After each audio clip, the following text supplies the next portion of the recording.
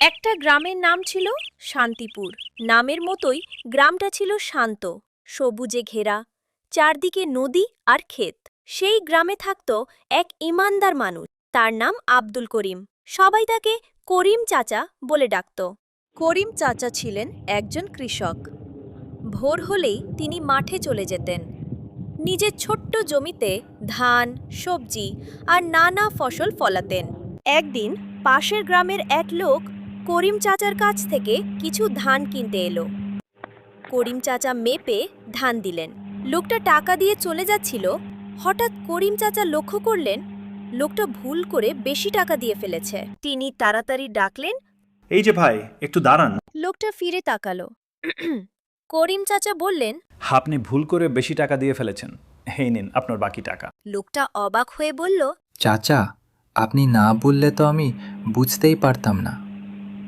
এই ঘটনার পর থেকেই গ্রামের সবাই তার সততার আরও প্রশংসা করতে লাগল। তার বউয়ের নাম রাধিকা এবং তার এক ছেলে, এক মেয়ে আছে টিনা আর মিঠাই। একদিন করিম চাচা প্রতিদিনের মতো মাঠে কাজ করতে গেলেন। কাজ করতে করতে কখন যে সন্ধ্যা নেমে এলো তিনি খেয়ালই করলেন না। হঠাৎ তার কোদাল কোনো শক্ত জিনিসে লেগে থপ করে শব্দ হলো। তিনি অবাক হয়ে মাটি সরিয়ে দেখলেন নিচে একটা সোনার কলস। যখন সে কলসটা বের করল তখন তোর চোখ কপালে উঠে গেল। কলসটা সোনার কয়েনে ভরা ছিল।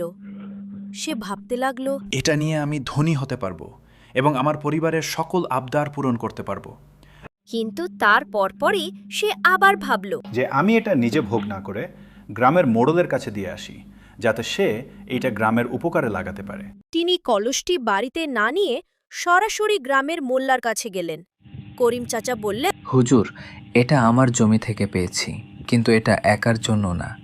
আপনি দেখেন যেন এটা দিয়ে গ্রামের সবার উপকার হয়। মোল্লা সাহেব তার সততায় মুগ্ধ হলেন।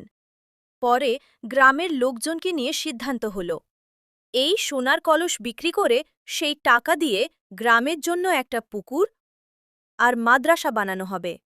এরপর থেকে গ্রামের সবাই আরও বেশি করে বুঝল করিম চাচা শুধু একজন ভালো কৃষক নন, তিনি সত্যিকারের ঈমানদার মানুষ।